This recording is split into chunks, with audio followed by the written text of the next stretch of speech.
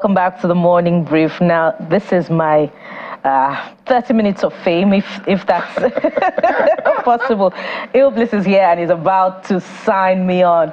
I'm going to cook up some lines.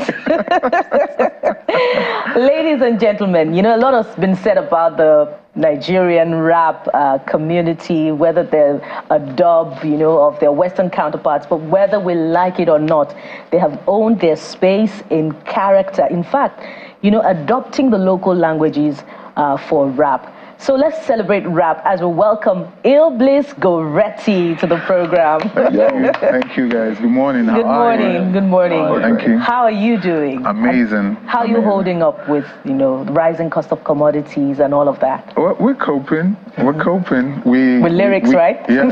Yeah, not just with lyrics, but with hustle and everything in and out of the music industry. So, yeah, we're Nigerians. We're very resilient, you know, and this one is tough though, but we're going through it. I'm just positive things to just reset at some point, you know, but right now it's tough for a lot of Nigerians. It's tough for the guys in the music space as well.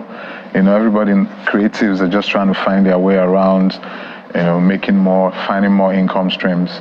Yeah, so that's what it's about now, making more money.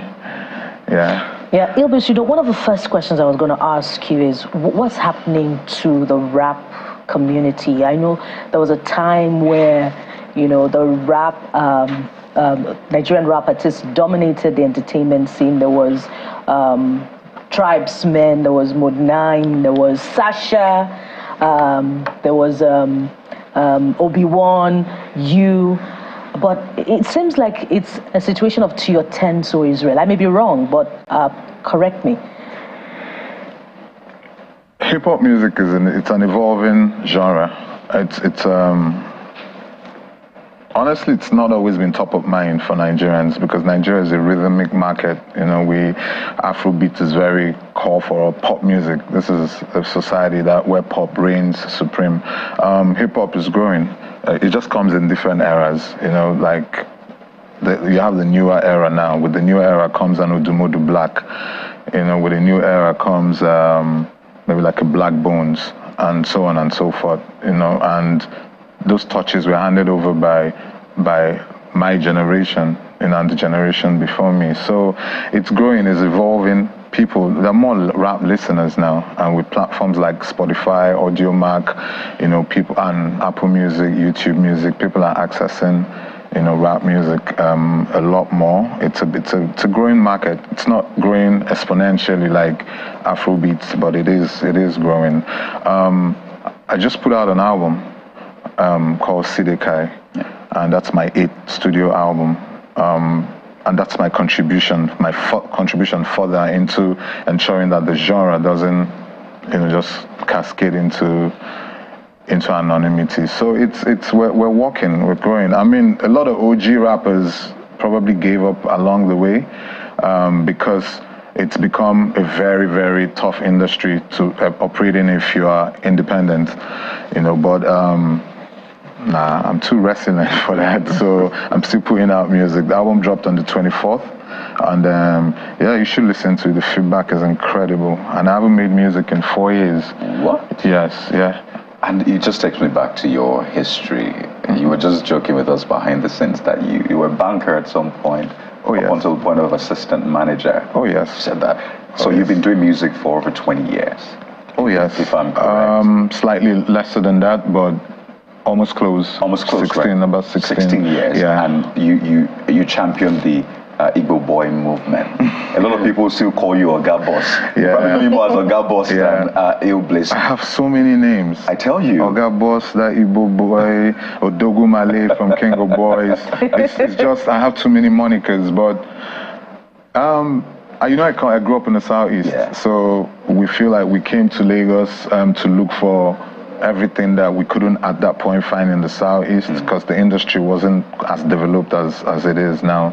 You know, so Lagos has been great to us, just made us stars and gave us an opportunity to express ourselves. So I'm still championing that cause. Yeah. And it takes me to the point, you've found a way to I mean, from rapper to actor Yeah. to, you know, label boss, businessman. You've just found a way to keep reinventing yourself. I mean, you just talked about, a lot of people still see you as an actor now, even sometimes more than a rapper, and they see you as that character. The younger generation. You know, yeah, so talk to us about how you've been able to stay relevant in the industry. Yes, I mean, necessity is the mother of invention, but then you have to always dig deep to get these things out. So how have you been able to stay relevant? I'm simply a child of transitions. I've always felt like, as a rapper, as an entertainer, the guys that inspired me in hip-hop are very dynamic. So a lot of them teared off into television at some point. I'll give you an instance. There's a new documentary currently running on Showmax that's called Free Men. It's a 7-part documentary series about the Igbo apprenticeship system. Yeah. So I executive produced it, and it just came out. So, and that's an original. So for me, I'm moving in different directions. That was in January. February, my album comes out. You know, March, and I'm showing new content. You know, I mean that will. It's an ecosystem of hustle. You know, but either it's in film format or it's in music format. I never stay in one direction. I never stay in one spot, you know, because I'm so scared of extinction, you know, and I want a situation where I will always be able to feed the fans, you know, and, you know, so it's just change. It's just being able to stay fluid in your hustle, you know, so that people would see you and you mean a lot more to different people rather than just being boxed into music. So looking at what's going on in Nigeria now, I feel that this is the time that rap artists and those in hip-hop should be at the vanguard of the game, because by origin, it's activism. So why is that not happening? Because now we're carried away by the rhythm of Afrobeat and Amapiano and all of that. Yeah. But if you know the history, like you know better than all of us, this is what really hip-hop in core is all about. This moment is what hip-hop is all about. Why are people not rising to that challenge? The younger generation, I mean. Well, this is a conversation I've always had with the rap community, both the older ones and the younger ones. So I tell them we are instruments of change. Our music must reflect the times. And in the words of Nina Simone, your music must reflect what you are going through at every point in time. I do not honestly think that rappers have stood up to that responsibility, because what it is you can't make that record, it's too conscious, you know, it's too much of an activist record. People need pop records, you know, so that they can be able to, you know, stay within that Afrobeat space and pop music space. However, some rappers have dared to move in those directions. You know, Vector, for instance, has made, you know, records that spark off social change. MI has done the same, you know, and I just keep encouraging every platform, every chance I get. I tell the younger rappers, you're responsible for what's going on in the country. You are like a poet. So you need to speak up. You need to use your music to affect the change. It comes down to the economy of the business. People just want to be part of something that is thriving, something that catches on with pop culture. Activism through music is not the biggest sell, sadly, in Nigeria. So just to follow up on that, I know that you're responsible for a couple of, Kayode mentioned it, some of the artists. I know Fino can credit his journey to you as a person. I don't know what is going on, because I know that when Idris Abdulkarim mentions the issue of the younger generation not being loyal and all of that, it gets a lot of flack. Do you also feel some kind of way or do you feel disrespected sometimes by this younger generation, or there are certain things you expect you're not getting from them?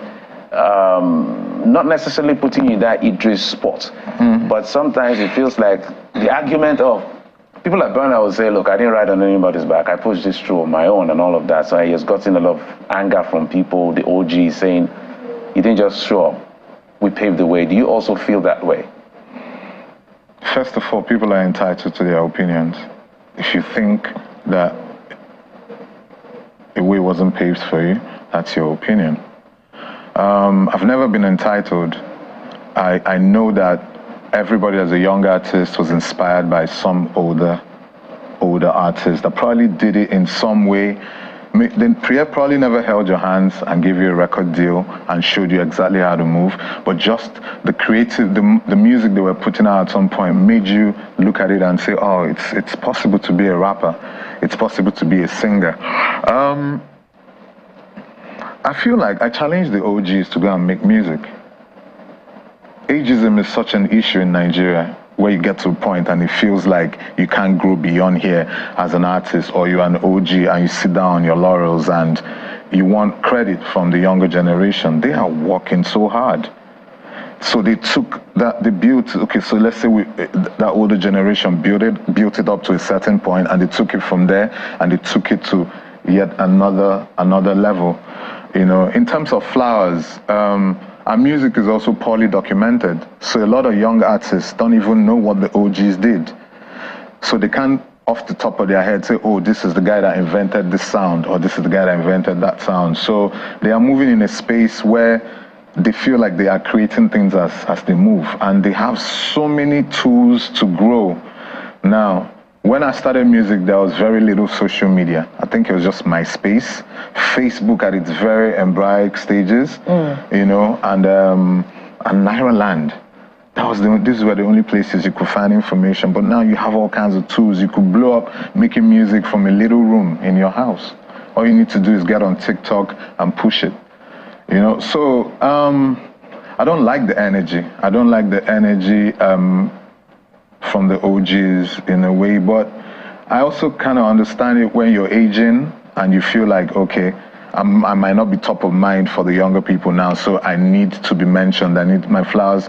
You know, the younger artists ought to just research more, find out who is who, give their flowers to them, you know, and then the older artists need to keep working. There's no age, there are no age barriers. Nobody should ever restrict you. You have fans, you always had fans. Connect with your fans, build a community, and just build it up from there. That's what I've been doing, and I'm fortunate to be in this game this long. But you know, Illbliss, Jeffrey's question about, you know, rap being a tool for activism is quite instructive. And again, it reminds me of the days of Plenty Nonsense by Tribesmen. Yeah. The days where Tribesmen and the other guys were doing collaborations with Sasha when you worked with Mode 9. But we don't see that anymore. Perhaps if that structure was still in place, you know, you'll be speaking to the current social ills that we have now. Yeah. And perhaps, don't you think that would also be a template for the younger generations that are not filling the space for rap? So the younger generation, they have their own realities. They are addressing the issues that probably mean things to them or that affect them. They never said they were revolutionists. They never said their music was for social change. So it's just a culture shift. It's a generational thing. But every time I sit down with younger rappers, I always tell them, I said, your sound is very powerful. You have a huge fan base. So you can't just make music about lifestyle and flexing and materialism. The primary role of being a rapper is your ability to stand and effect change in your society. A lot of them also don't have a lot of mentorship. When I was coming up, I had a lot of mentorship in the business, and I looked forward to certain kinds of rappers from outside the country, so I knew exactly, oh, this is what Public Enemy is doing, oh, this is what KRS-One is doing, this is what Queen Latifah is doing. So I had a lot of things to inspire me. Now, you don't have a lot, even in America, even in the States, you don't have a lot of rap that is driven, that is activist, you know, activism based. But I teach. All we can do is teach the generation that comes after us that, you know, teach them how powerful they are, teach them, you know, how they can sensitize their fans as well. Yeah, that's what I feel. I'd like to speak on this fans conversation because there are no artists, rapper, singer without the fans. Oh yeah, true. But then there's a tricky part of it. As much as possible, you want to put out the right messaging out there, well, if you decide to. But also you want to put out something that your fans will listen to, at least fans will listen to, such that your music will top the chart. Yeah. So a lot of people have hacked it and they realize that, well, Afrobeats is what's selling. Yeah. Maybe lewd content is what's selling. Talk about this, maybe dance with a lady on stage. You didn't have to go there. I didn't go anywhere. I'm just giving an example. I mean, that's what's selling, and we've seen how it's trended over the past couple of days. So they've hacked the system. So it's not hard. They just strategize, put it out there, blows, get a lot of streams, get a lot of money. A formula, right? Yeah. They've hacked it, and that's what they do consistently. But then the question is, how is that helping us as a nation, as a people? I mean, hip-hop celebrated 50 years last year, and I know you were part of something related to that. And we've seen what hip-hop has done, not just for the black community, but even for, you know, governance, politics, and the rest, keeping people conscious. You listen to rap music, and you are learning about governance, you're learning about the ills of the society, and you go out there and identify them and do what you can do. But that's not what we have. Sadly, what we're focused on is love and some other things down the line, which of course I can't talk about. So maybe we can speak to the fans, because it looks like that is a taste now. That's what a lot of people want to listen to. Do you sometimes want to speak to the fans, the streamers, and say, please, for the good of society, let us also pay attention to this kind of music? Yes, there are different products, there's different genres, but let's pay attention. But I always do. On every album that I've always ever recorded, there's always a bunch of records that are targeted at targeted at young people, but essentially tilting towards governance. So I feel like hip-hop is advocacy. This record that is playing, this video that is playing is a video, the song's called Gen Z. Yeah. So this is it's like a parody. Like, I'm talking about the Gen Zs, I'm talking about, you know, how restless they are, how creative they are, you understand? And at the end of the record, there's a speech from a young girl that was about governance and how she truly felt about where we were going and how the youths are the ones that are actually impacting, you know, and bringing change in society. So I have always done this. The last time I won the Headies was for Lyricist on the Row in 2021 for a song called Country.